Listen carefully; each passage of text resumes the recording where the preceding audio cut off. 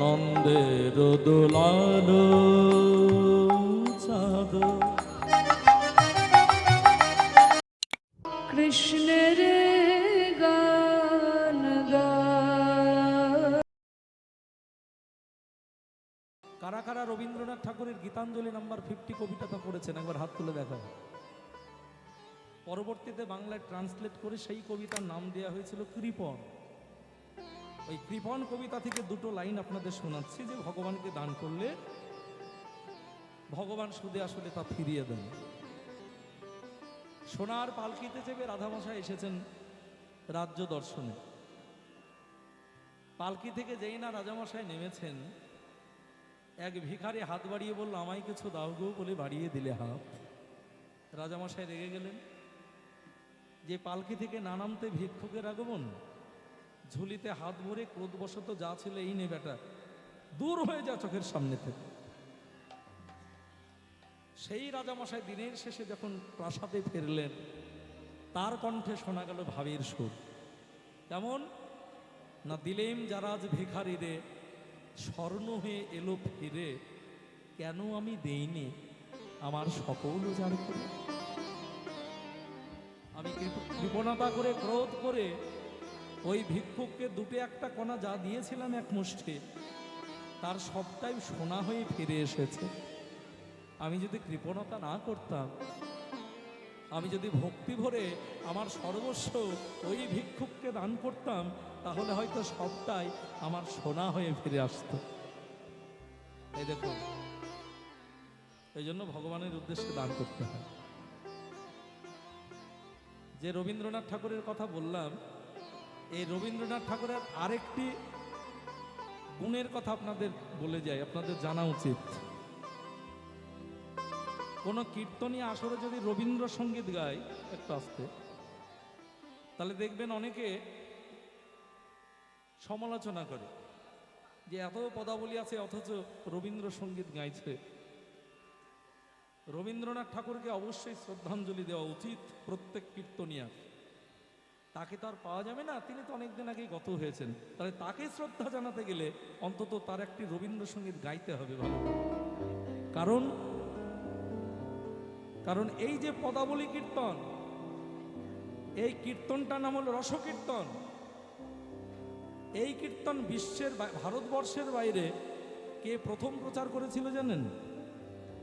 মহামন্ত্র তারক ব্রহ্ম নাম অনেকে প্রচার করেছেন ভারতবর্ষের বাইরে, কিন্তু এই পদাবলী কীর্তনটা প্রথম ভারতবর্ষের বাইরে বিদেশের মাটিতে প্রচার করেছিলেন বিশ্বকবি রবীন্দ্রনাথ ঠাকুর। ইউরোপ কান্ট্রিতে গিয়ে ওয়াশিংটন রবীন্দ্রনাথ ঠাকুরকে একটা প্রশ্ন করেছিলেন যে আপনার দেশে কি এমন সঙ্গীত আছে যে সঙ্গীতকে আখরের দ্বারাই প্রকাশ করা হয়? বলেছিলেন আছে কীর্তন, পদাবলী কীর্তন, যে কীর্তনকে আখরের দ্বারাই প্রকাশ করা হয়। এই কীর্তনের প্রচারটা বিদেশের মাটিতে প্রথম করেছিলেন কবিগুরু রবীন্দ্রনাথ ঠাকুর। তার জন্য তাকে শ্রদ্ধাঞ্জলি, কোটি কোটি প্রণাম অবশ্যই জানাতে হবে। তাই তাকে প্রণাম জানিয়ে একটা ছোট্ট নিবেদন আমার পক্ষ থেকে, যারা পারবেন সকলে আমার সঙ্গে গাইবেন। আগুনে পরশমণি ছোঁয়াও প্রাণে,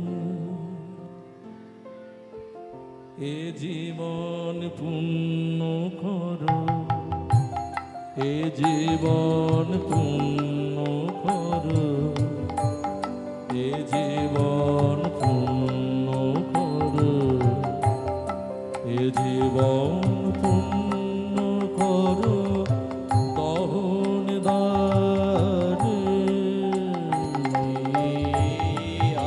উলুধ্বনি মায়েরা হৃদয় গৌর হরি বল।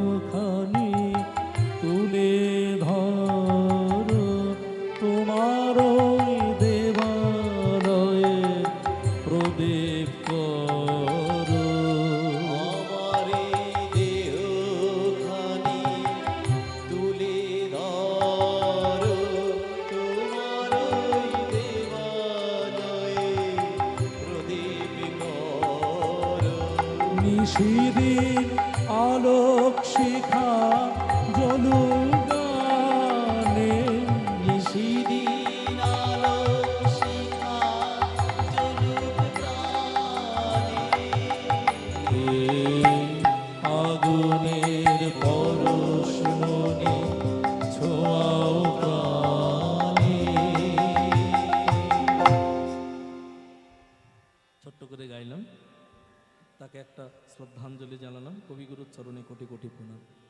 আস্বাদন করব বর্তমান পরিবেশিত লীলা আক্ষেপ অনুরাগ। অনুরাগ হচ্ছে তিন প্রকারের। কি কি? একটু আগে আপনারা যেটা শুনলেন রূপ অনুরাগ, আর এখন আপনারা যেটা শুনবেন আক্ষেপ অনুরাগ। সব শেষে রাসের আগে গিয়ে হয় অভিসার অনুরাগ, মানে যাওয়া, যাচ্ছে রাধারানী সেজে গুজে রাস মঞ্চে সৃজন করবেন, গোবিন্দের সঙ্গে মিলিত হবেন বলে যাচ্ছেন, এটা হলো অভিসার অনুরাগ। তাহলে অনুরাগ তিন প্রকারের, রূপ অনুরাগ, আক্ষেপ অনুরাগ, অভিসার অনুরাগ। আর আক্ষেপ হলো 8 প্রকারের আক্ষেপ। কেমন? রাধারানী নিজের প্রতি আক্ষেপ, সখীদের প্রতি আক্ষেপ, দূতি প্রতি আক্ষেপ, গুরুজনার প্রতি আক্ষেপ, কৃষ্ণের প্রতি আক্ষেপ, কৃষ্ণের মুরলীর প্রতি আক্ষেপ, বিধাতার প্রতি আক্ষেপ, যমুনার প্রতি আক্ষেপ। কোথায়? আচ্ছা ঠিক আছে,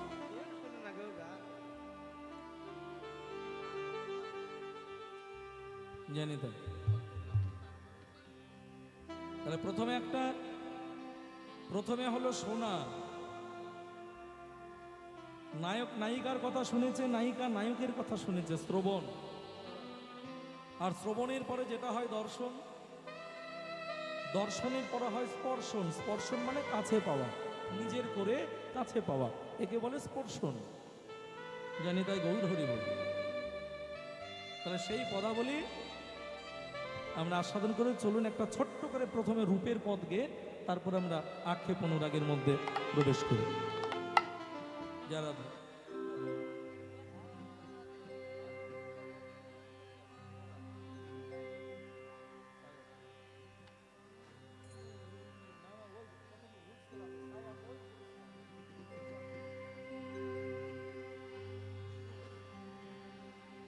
রূপ অনুরাগের পদ দিয়ে আমরা শুরু করছি।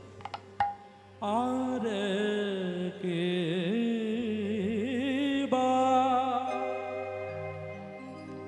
গৌরী রাগ, তিয়র তাল, 14 মাত্রা। সখিয়ারে কিবা চিকো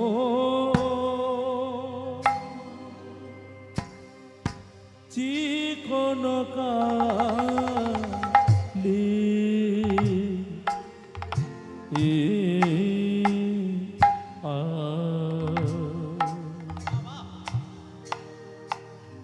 চিকন কালিয়া রূপ,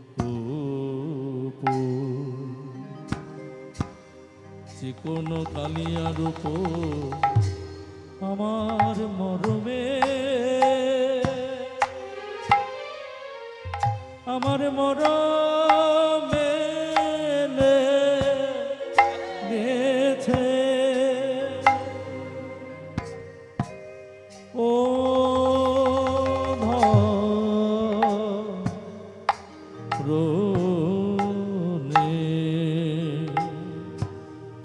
ধরনে না যায় মোর হে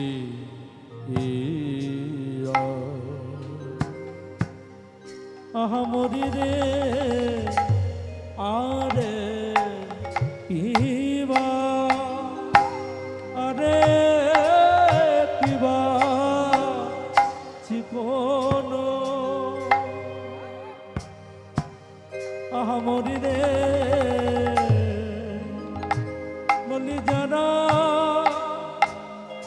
কৃষ্ণ কালো বলে মরম সখিরে, নানা তারা বুঝি ভালো,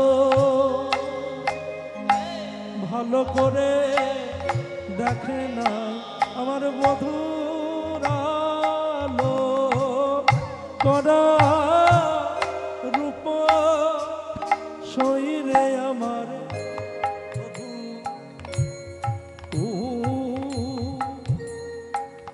বধুর আলো করা রূপ শরীরে আমার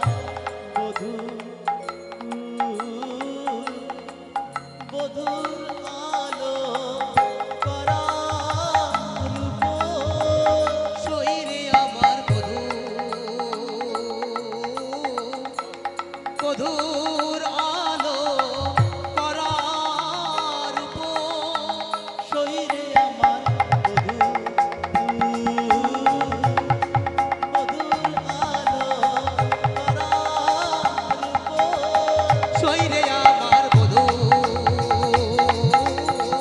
বধূর আলো করার উপর শরীরে আমার বধুর আলো করার উপর শৈরে আমার বধূ বধূর আলো করার উপর শরীরে আমার বধুর আলো করার উপর শৈরে আমার বধূ বধূর আলো করার উপর শরীরে আমার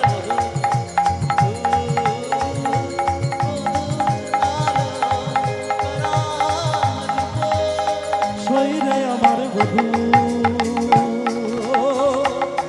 বধূর আলো করার উপর শৈরে আমার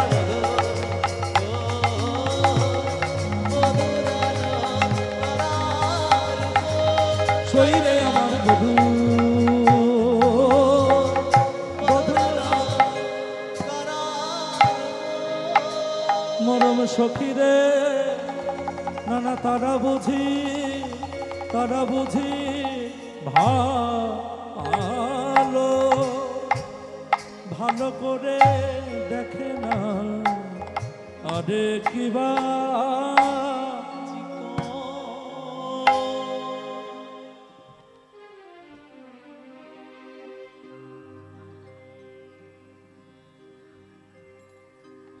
খুব উচ্চাঙ্গ মার্গের একটা পদাবলী বলে চিকনো কালিয়া রূপ আমার মরমে লেগেছে অনুরাগের পথ ধরণী না যাই মৌরিয়া চিকনো কালিয়া রূপ মানে চাকচিক্যময় কৃষ্ণের রূপ কালিয়া মানে কৃষ্ণের আরেক না ওই চিকনো কালিয়া রূপ আমার মরমে লেগেছে মানে মনে লেগেছে রাধারানী বলছে ধরণী না যাই মরিয়া আর যখন থেকে ওই রূপ আমার মনের মধ্যে লেগেছে তখন থেকে মন পাখিকে আমি কিছুতে ধরে রাখতে পারছি না কি বলবো সখী অদরের দুটি কুলো জিনিয়া বাঁধলি ফুল দুটি কুল দিদিয়া বাঁধিল অদরের দুটি কুলো জিনিয়া বাঁধলি ফুল হাসিখানি তাতে মিশাই গো আশিখানি তাতে মিশাই গো নবীন মেঘের করে বিদুরি প্রকাশ করে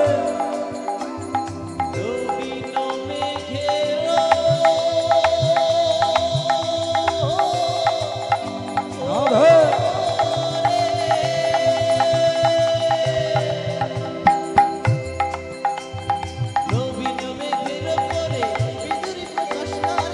জাতিকুল মজা এলো তাই গো জাতিকুল মজা এলো তাই গো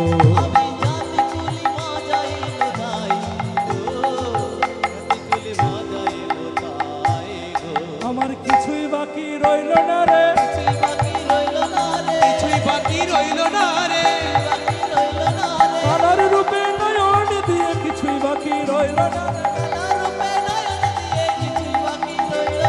কালার রূপে নয়ন দিয়ে কিছুই বাকি রইল না রে জাতিকুল মজা এলো তাই গো জাতিকুল মজা এলো তাই গো আমি জাতিকুল মজাইলো তাই গো জাতিকুল মজাইলো তাই গো জানিরা বলে অধনের দুটি কুল জিনিয়া বান্ধলি ফুল হাসিখানি তাহাতে মিশা অধরের দুটি কুল বলতে এই যে গোবিন্দের দুটি ঠোঁট ওপরেরটার নাম হলো ওষ্ঠ আর নিচেরটার নাম হলো অধর এই ঠোঁট দুটি দিকে কি মনে হলো যেন জিনিয়া বান্ধুলি ফুল ও মায়েরা বান্ধুলি ফুল চেনো বান্ধুলি ফুল চেনো মায়েরা এর আরেকটি নাম আছে দো পাহাড়িয়া ফুল বলে একে এর আরেকটি নাম আছে টাইম ফুল নামে পরিচিত চেনো টাইম ফুল ভারী রং বেরঙের সুন্দর হয় তো গোবিন্দের ঠোঁট দুটি দেখে মনে হলো ওই রকম জিনিয়া বান্ধলি ফুল রাধারানী বলছে সখী হাসিখানি তাহাতে মেশায়। কি বলবো ললিতা, আমার বধূ যখন আমা পানে চেয়ে হাসলো, ভালো করে শূন্য মায়েরা, ভালো করে আমার দিকে লক্ষ্য কর। আমার বধূ যখন আমা পানে চেয়ে হাসলো, তার দুটি ঠোঁটের ফাঁকে ওই যে দাঁত সহ কেউ নেই না, সবাই করেছো, ভয়ে কেউ হাত তুলছো না। আচ্ছা বাবারা কে কে প্রেম করেছেন একবার হাত তুলে দেখান তো বাবা, জয় নিতাই। বাহ, মায়েরা মনে মনে ভাবছে কীর্তনিয়ার কথা শুনে হাত তুলে বাড়িতে অশান্তি বাধায় আর কি, জয় নিতাই গৌর। আসলে তোমরা যে প্রেমের কথা ভাবলে আর আমি যে প্রেমের কথা বললাম, এই দুটো প্রেমের মধ্যে আকাশ আর পাতাল পার্থক্য। আসলে আমরা যেটাকে প্রেম বলে জানি, আমরা যেটাকে ভালোবাসা বলে জানি, সেটা প্রেমও নয়, সেটা ভালোবাসাও নয়, ওটা হলো ভালো লাগা, দুদিনের ভালো লাগা। আজকে ভালো লাগছে, কালকে ভালো নাও লাগতে পারে।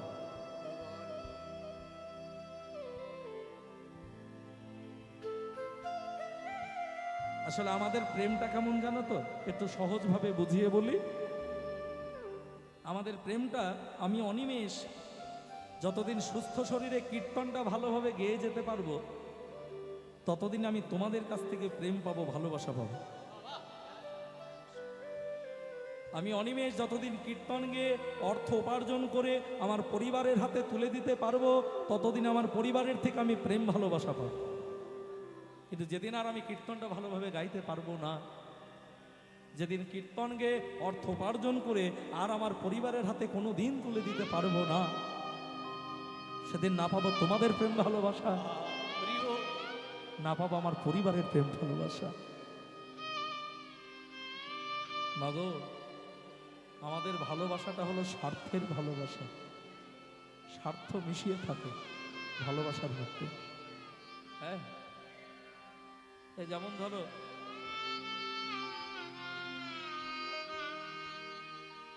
যদি ওই জন্য বললাম যে যেটা বলতে চাইছিলাম সেটা বলছি না, ওই জন্য প্রেম যদি করতে হয় সেই মানুষের সঙ্গে প্রেম করো যার সঙ্গে প্রেম করতে গেলে অর্থেরও প্রয়োজন হয় না, আর দেহে কর্মশক্তি বলেরও প্রয়োজন হয়। আর সেই মনের মানুষটি হলেন আমার অনাদির আদি শ্রী গোবিন্দ। নিতাই গৌর প্রেমানন্দে হরি হরি বল, হরি বল। প্রেম যদি করতে হয় একবার ওই মানুষটার সঙ্গে প্রেম করে দেখো যে কৃষ্ণ প্রেমের কত আনন্দ, কৃষ্ণ প্রেমের কত আনন্দ। আজকে সেই কৃষ্ণের রূপ দেখে আপ্লুত উন্মাদিনী পাগলিনী হয়েছেন প্রেমময়ী রাধারানী। দেখেছেন রূপটা দর্শন করে তার মনের মধ্যে আক্ষেপের শেষ নেই। কি বলবো সখী, ওই রূপ দেখে আমার জাতি কুল মান যা ছিল সব কিছু আমি মজাইলাম। বল কি বলবো সখী, আর কি দেখলাম শুনবি? ওই যমুনায় জলান্তে গিয়ে সন্ধ্যা হলে ভালো করে ভুরু যুগ সন্ধান কামের কামানো বানো, উলুধ্বনি মায়েরা উলুধ্বনি, হরি হরি বল। ভোর যোগ সন্ধান কামের কামানো বান, হিঙ্গুলে মণ্ডিত দুটি আখি গো, হিঙ্গুলে মণ্ডিত দুটি আখি গো, অরুণ নয়ন কোণে চাইয়াছিল আমা পানে, বধূ অরুণ নয়ন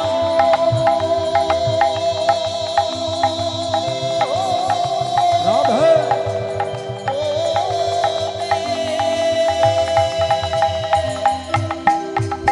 বধূ চাইয়া ছিল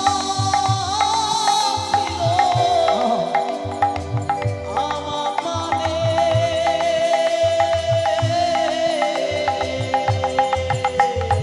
অরুণ নয়ন কোণে চাইয়াছিল আমা পানে, সেই হইতে শ্যামরূপ দেখে গো, সেই হইতে শ্যামরূপ দেখে, আমি সেই হইতে শ্যামরূপ দেখি গো, সেই হইতে শ্যামরূপ দেখি।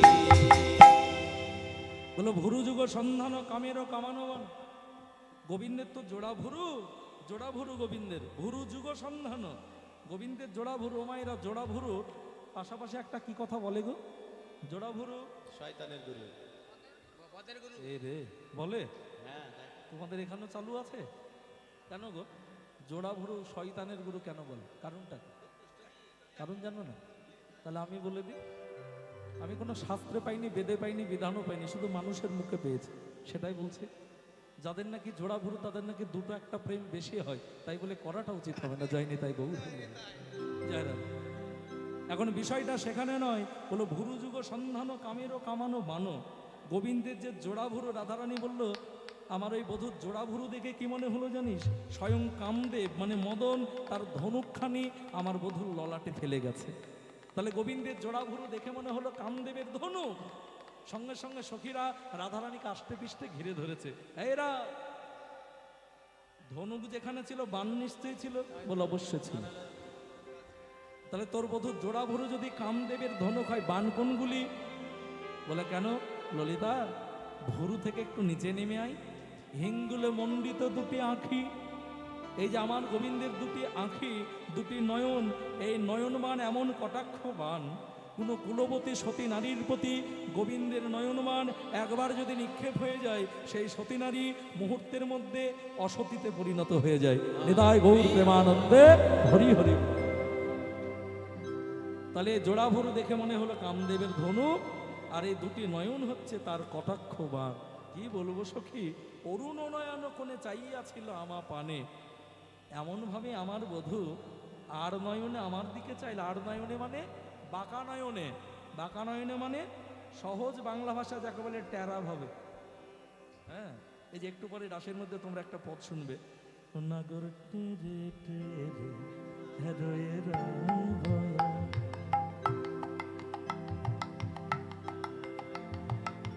হেরোয়ে রাবয়া,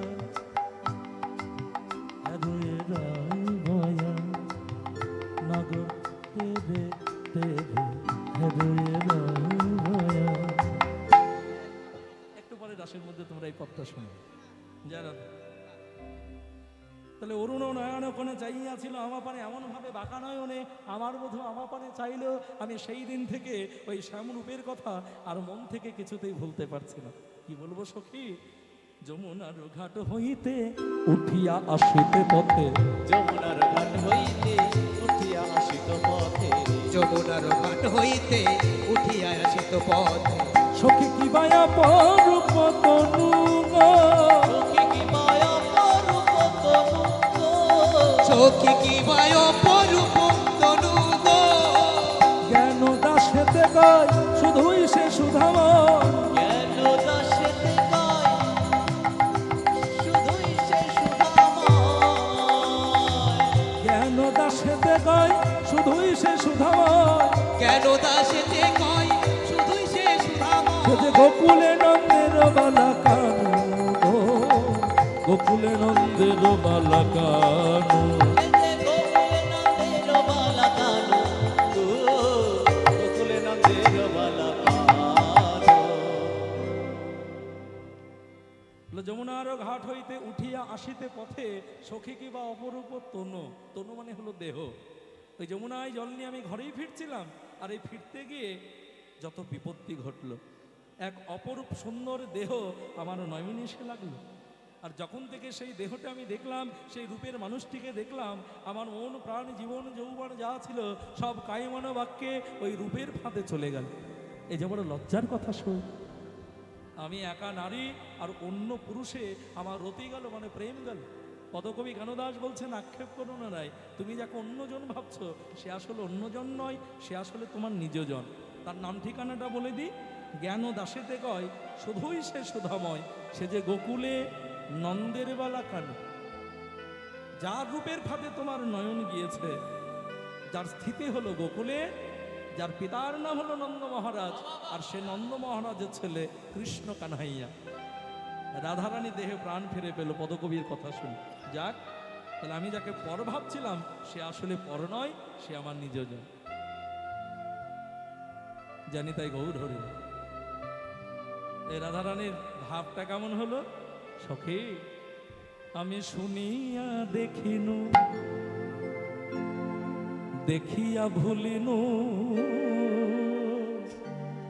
ভুলিয়া প্রীতি কই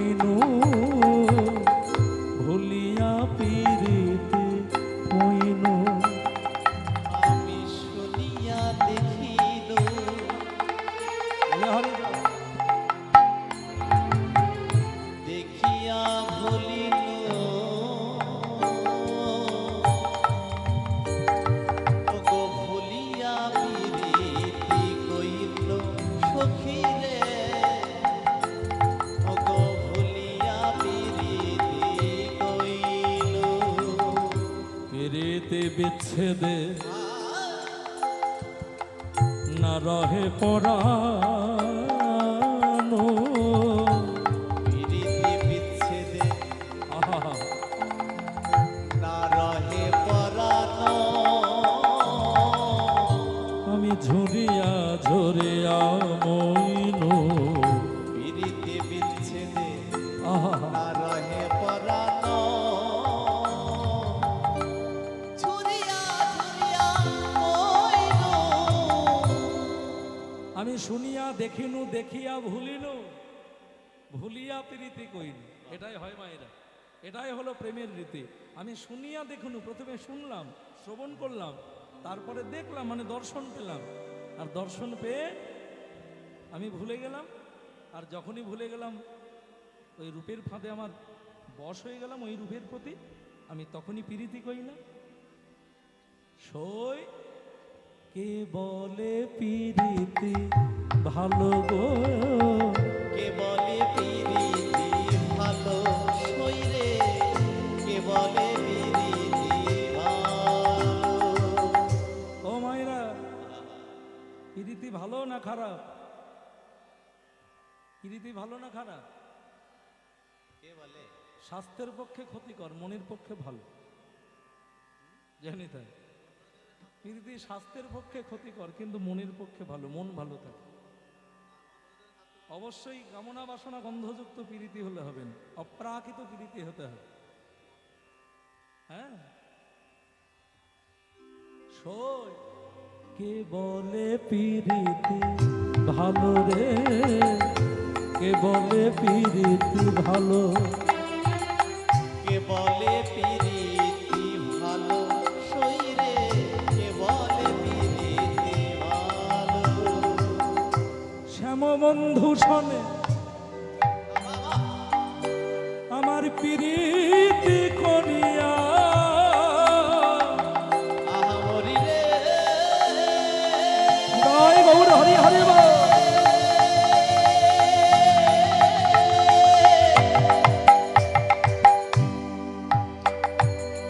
মরি মরিলে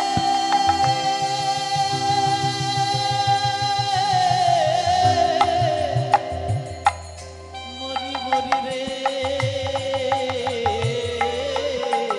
মরি মরিরে। ও গো শ্যাম বন্ধু শোনে আহা, পিরিতি করিয়া,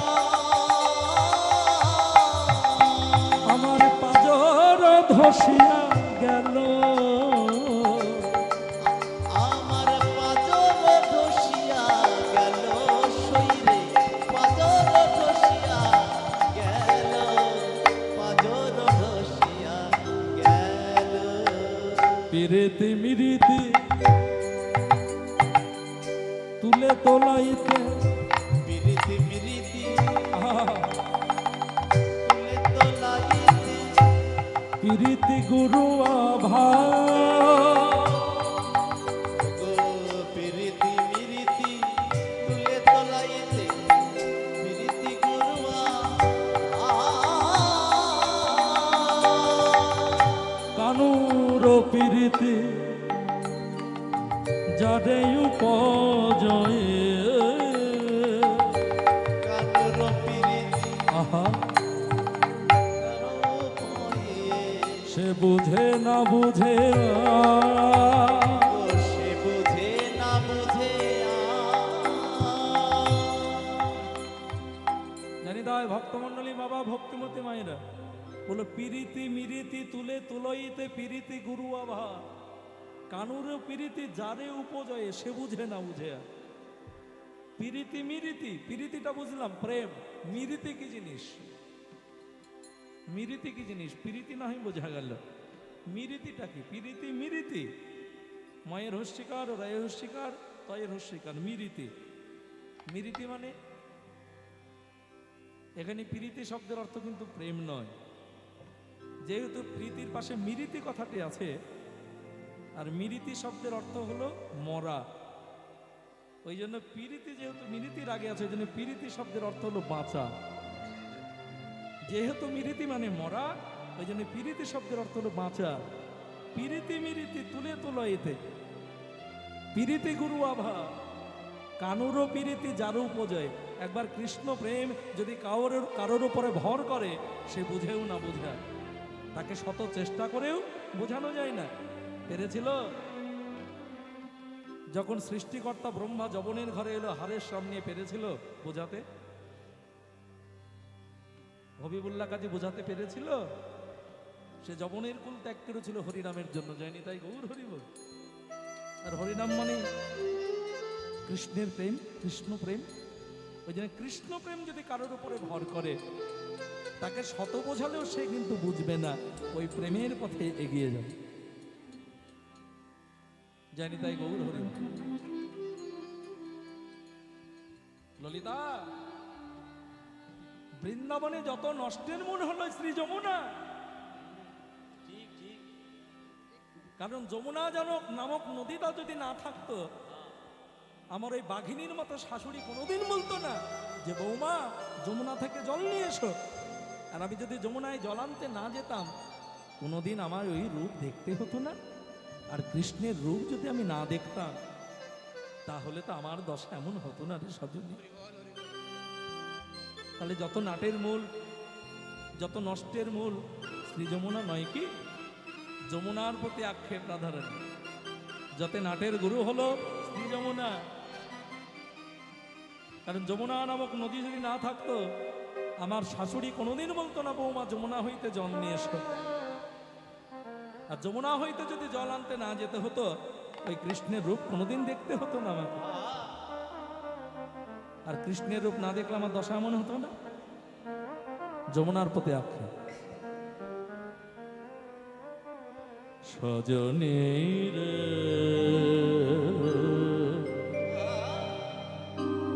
আমি কেন গেলাম, কেন গেলাম, কেন গেলাম যমুনার জলে, জলে কেন গেলাম, কেন গেলাম, কেন গেলাম যমুনার জলে। সজনী উলুধ্বনি বাইরা হৃদয় গৌর হরি হরি বল।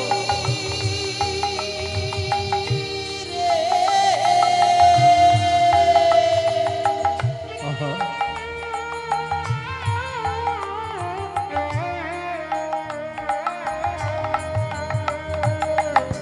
আমি কেন গেলাম, কেন বলে হরি চল। কেন গেলাম যমুনার জলে, জলে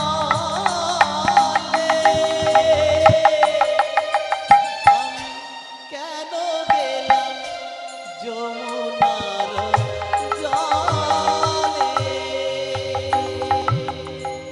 নন্দের দোলালো চাঁদ,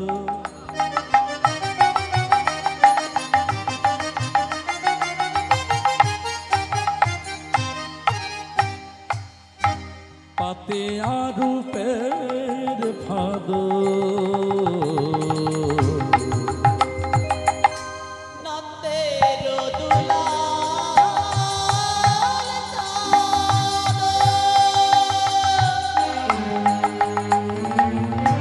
আহা,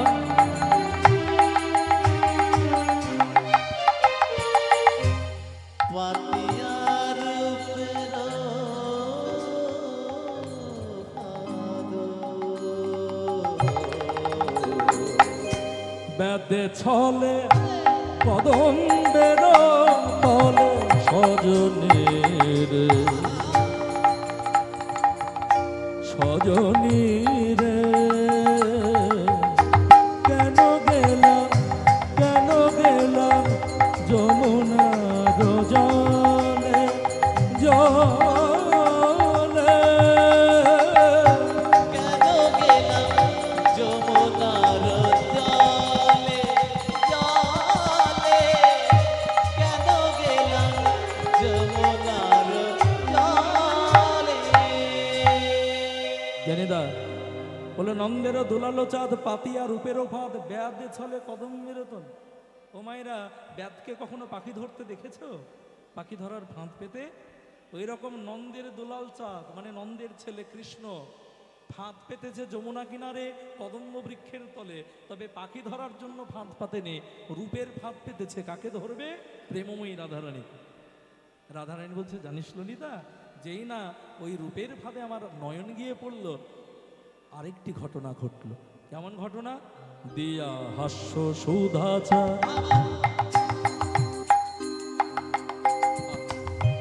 অঙ্গ ছটায় ঠাকা দিয়া হাস্য সুধা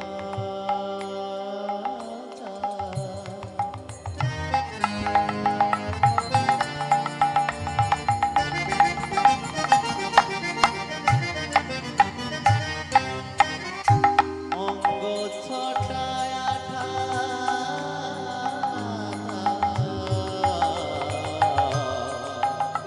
আমার আখি পাখি তাহাতে পড়িল, সখী মন মৃগী হেন কালে পড়িল রূপে জালে। মনোমৃগী হেন কালে বলে হরিত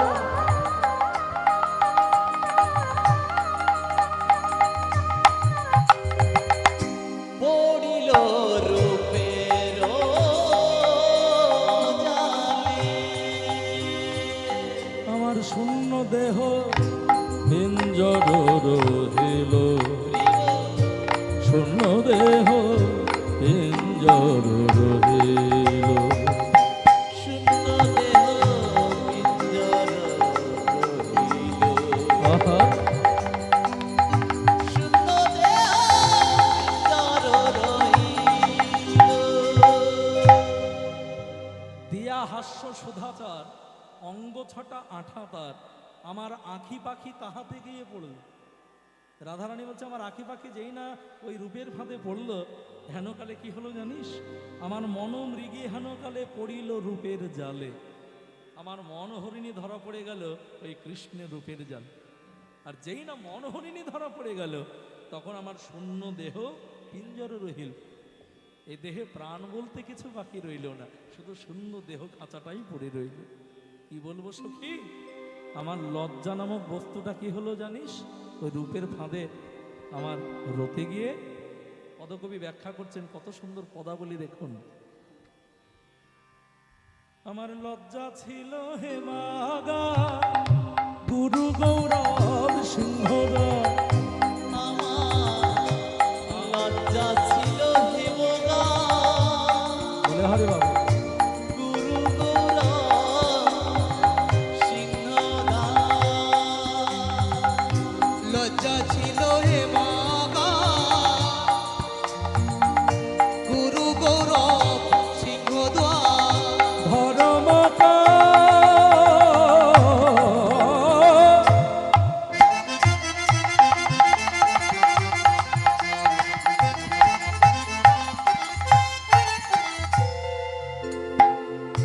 ধর্মকা পাঠ ছিল তাই রে।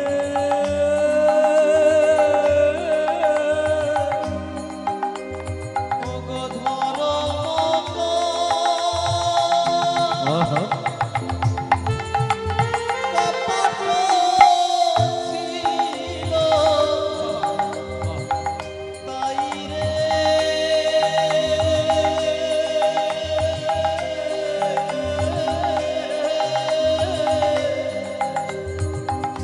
ধর্মক পাট ছিল তাই।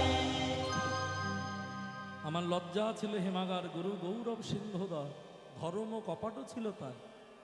রাধারানীর যে লজ্জা নামক বস্তু, সেটা হেম আগার মানে সোনার খাঁচায় ছিল বন্দি, সোনার কারাগার। আর ধর্মের কপাট দিয়েছিল সেই কারাগার বন্ধ। কিন্তু একদিন হলো কি সখী জানিস? সেই ধর্মের কপাট গেল খুলে। কবে জানিস? যেদিন আমার বধূ বাঁশি বাজালো, আর ওই বাঁশি যেদিন আমার করণে প্রবেশ করলো। আহা বংশী রব বজ্রাঘাতে পড়ি গেল অকস্মাতে। উলুধ্বনি মায়েরা, হরি হরি বল। বংশীরব বজ্রাঘাতে আহা পড়ি গেল অকস্মাতে। সমভূমি করিল মাইরে, ওগো সমভূমি করিল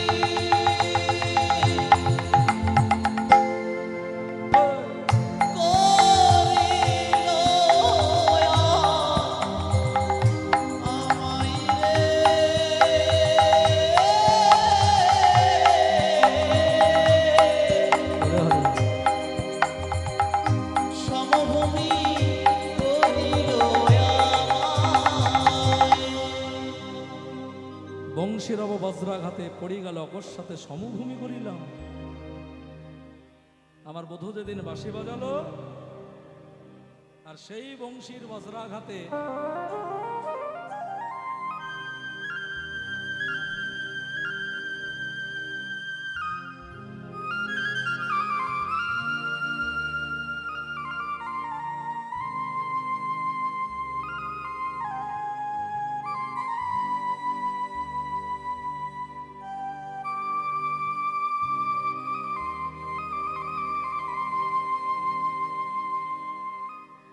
ওই বাঁশির সুর যখন আমার কর্ণে এসে প্রবেশ করলো, আহা,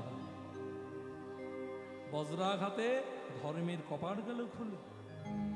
আর যেই না ধর্মের কপাট খুলে গেল, আমার ধৈর্যটা কেমন ছিল জানিস? রাধারানীর ধৈর্যের ব্যাখ্যা করছেন পদকবি। কেমন ধৈর্য? আমার ধৈর্য সালে মত হাতি বান্ধা ছিল দিবারাতি। ধৈর্যশালে মত্ত হাতি বাঁধা ছিল দিবারাতি। ক্ষিপ্ত কইলা কটাক্ষ কুশেরে, ওগো ক্ষিপ্ত কইল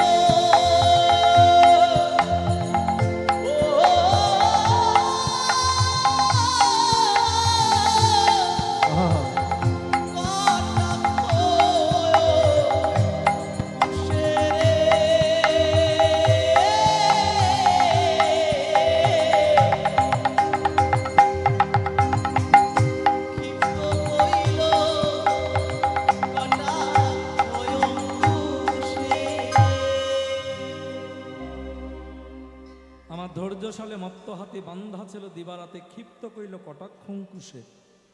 রাধারানীর যে ধৈর্য সেটা মত্ত হাতির মতো ছিল, কিন্তু ছিল বান্ধা। সেই বান্ধা হাতিকে, চুপচাপ ঘুমিয়ে থাকা হাতিকে আবার ক্ষিপ্ত কইল, উন্মত্ত করে তুলল। কিসে? কটাক্ষ অঙ্কুশে। অঙ্কুশ মানে হাতিকে মারার জন্য যে লাঠি ব্যবহার করা হয়, সেই লাঠিটার নাম হলো অঙ্কুশ। সেই অঙ্কুশের আঘাতে আমার মত্তরূপী হাতি আবার উন্মত্ত হয়ে গেল। আর যেই না হাতি উন্মত্ত হয়ে গেল, কি হলো জানিস? দম্ভেরও শিখল কাটি হাতি পলাইয়া গেল ছুটে, না পাইলাম তাহার উদ্দেশ। অহংকারের শিকল কেটে আমার ধৈর্যরূপী হাতি গেল পালি। এত সন্ধান করলাম, কিন্তু কোথাও তার সন্ধান মিলল না, না পাইলাম তাহার উদ্দেশ। সখী, আমার দশা কি হলো শুনবি? ওই কালিয়া কুটিল বানে তুলসিল ধরি টানে, আমার কালিয়া কুটিল বানে তুলসিল ধরি টানে। অতএয়ু